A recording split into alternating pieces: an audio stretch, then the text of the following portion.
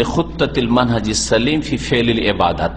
এই আয়াতে কারিমাতে ইবাদত সম্পাদনের ক্ষেত্রে সঠিক পন্থার নকশা এঁকে দেওয়া হয়েছে, নকশা পেশ করা হয়েছে যে আপনার ইবাদত হবে সোজা, যেইভাবে আল্লাহ পাক দিয়েছেন, যেভাবে রাসূলুল্লাহ সাল্লাল্লাহু আলাইহি ওয়াসাল্লাম ইবাদতের উপর ছেড়ে গেছেন, দ্বীন ইসলামের উপর ছেড়ে গেছেন, ওই রকম ইবাদত হবে, ঘটাবেন না, বাড়াবেন না। ফাহাযিহিল আয়াতুল কারিমা, তারপরে বলছেন ওয়াযালিকা, এটা কেমন ভাবে হবে, ওয়াযালিকা বিল ইস্তিকামাতি ফি ফিলিহা আলা তারিকিল মুতাদিল, মধ্যম পন্থার উপর প্রতিষ্ঠিত থেকে এই ইবাদত সম্পাদিত হতে পারে। আপনি মধ্যমপন্থী হবেন। আল্লাযী লাইসা ফি ইফরাত ওয়ালা তাফরিত, মধ্যম পন্থা কোনটি, যাতে বাড়তিও নেই ঘাটতিও নেই।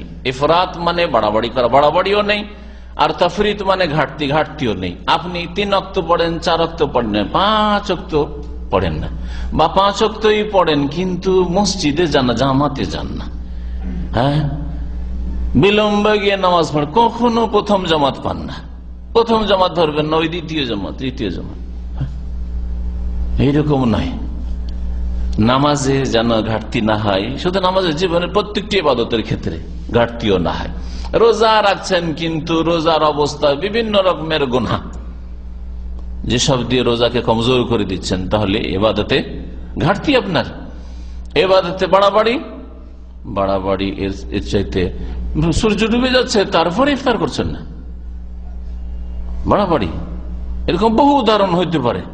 আপনি সুন্নত রোজাকে আপনি ফরজের মতো মনে করছেন, যদি কেউ না রাখে, আরে আপনার মতো লোক আশুরার রোজা রাখেনি, আপনার মতো লোক আরাফার রোজা রাখেনি, যেন বড় অপরাধ করে ফেলেছে।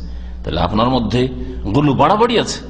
মধ্যম পন্থা কোনটি, বলছে আল্লাযী লাইসা ফি ইফরাত ওয়ালা তাফরিত, যাতে না বাড়াবাড়ি আছে না ঘাটতি আছে। হাসবাসার, শরীয়তের আলোকে, কামা উমিরতা, শরীয়তের আলোকে এটা প্রমাণিত হলো কোরআনে কারিমের এই নির্দেশ দিয়ে, ফাস্তাকিম কামা উমিরতা, হে নবী তোমাকে যেমন ভাবে নির্দেশ দেওয়া হয়েছে সেইভাবে তুমি সোজা থাকো, শরীয়তের যেমন নির্দেশ। সুম্মা আক্কাদা যালিকা, আর এটাকে কামা উমিরতাই যথেষ্ট ছিল, তারপর আরো তাগিদ করেছেন আল্লাহ পাক রব্বুল আলামিন তার এই বাণী দিয়ে, ওয়ালা তাতগাও, আর সীমা লঙ্ঘন করিও না, বাড়াবাড়ি করিও না। তুগয়ান মানে, তাতগাও মানে হয় মুজাওয়াজাতুল হাদ, সীমা লঙ্ঘন করা, বর্ডার ক্রস করে যাবে। বিত্তাসাদ্দুদ, কঠোরতা অবলম্বন করে, ওয়াত্তানাত্তু, আর বাড়াবাড়ি করে, কঠোরতা অবলম্বন করবেন, যেটা আল্লাহ বলেননি, তার রাসূল বলেননি। শরীয়তে এমন কোন নির্দেশ নেই যে এটা বাধ্যতামূলক, আর আপনি সেটাকে বাধ্যতামূলক করে দিচ্ছেন। শরীয়তে বলা নেই যে এটা অপরাধ, আর আপনি অপরাধ মনে করছেন। যেমন লেবাস পোশাকের ক্ষেত্রে আমাদের দেশে বিদাতি সমাজের যে অবস্থা, 5 কলির টুপি তো 5 কলির টুপি যেন ফরজ, সুন্নত নাই ফরজ করে ফেলেছে, ঠিক না? পাগড়ি সুন্নত নাই, সুনানুল ইবাদাত নাই, ফরজ করে ফেলেছে।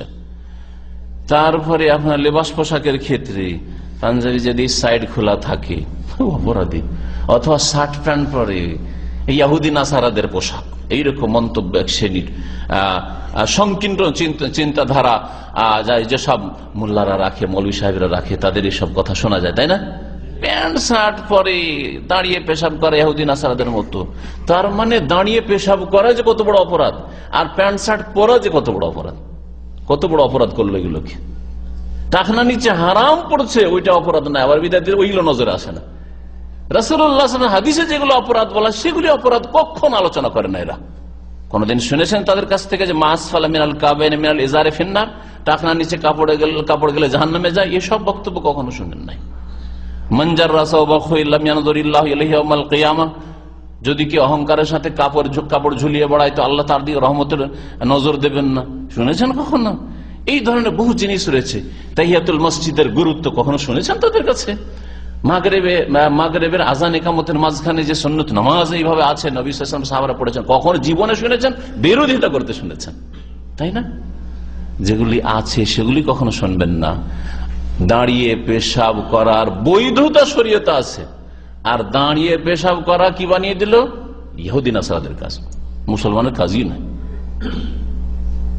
এগুলো কি বাড়াবাড়ি, গুলু। সাবধান, ইয়াকুম আল গুলু, নবী সাল্লাল্লাহু আলাইহি ওয়াসাল্লাম তোমরা বাড়াবাড়ি অতিরঞ্জন করবে না। ফাইন্নামা আহলাকা মান কানা ক্বাবলাকুম আল গুলু ফিদ্দিন, ধর্মের নামে বাড়াবাড়ি করতে গিয়ে আগের জাতির ধ্বংস হয়েছে। যেটা আল্লাহ হারাম করেনি, আপনি হারাম করার কে? আল্লাহ পাক রব্বুল আলামিন ইয়া আইয়ুহান নবী লিমা তুহাররিমু মা আহাল্লাল্লাহু লাক, সূরা তাহরিমের প্রথম আয়াত। কি করে তুমি হারাম করছো হে নবী, যা আল্লাহ পাক হালাল করেছেন। আল্লাহ যদি হালাল জায়েজ করে থাকেন, আমি বলছি না যে দাঁড়িয়ে পেশাব করেন, হ্যাঁ বলছি না যে শার্ট প্যান্ট পরেন, উৎসাহিত করছি না, কিন্তু প্রয়োজনে জায়েজ রয়েছে, অবস্থার পরিপ্রেক্ষিতে জায়েজ রয়েছে, বৈধতা আছে। আর আপনি ওকে নিষেধ শুধু করলেন না, একবার অপরাধ বানিয়ে দিলেন, এত বড় যে চরম অপরাধ। হ্যাঁ, আর যেগুলি ইবাদত নাই সেগুলি ইবাদত করে ফেলেন, টুপি ইবাদত, দাড়ির সমান টুপিকে করে দেন। দাড়ি আর টুপি দুটো বাঙালি সমাজে দুটো সমান ভাবে ব্যবহৃত।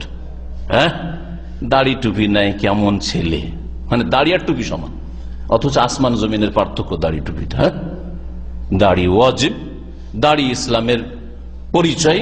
হ্যাঁ, টুপি সুন্নাত নাই, টুপি সুন্নাতকে প্রমাণ করে দিই যে টুপি সুন্নাত। পাঁচকুলি তো দূরের কথা, কিস্তি তো দূরের কথা, কত রকমের যে বাঙালি টুপি আছে আল্লাহ জানে, শুনেছেন না? হ্যাঁ, এক এক তরিকার এক এক রকম টুপি, এগুলো হচ্ছে বাড়াবাড়ি। তো ওয়ালা তাতগাও, আল্লাহ নিষেধ করেছেন যে দেখো তোমরা বাড়াবাড়ি করিও না। আর তাতগাও মানে হচ্ছে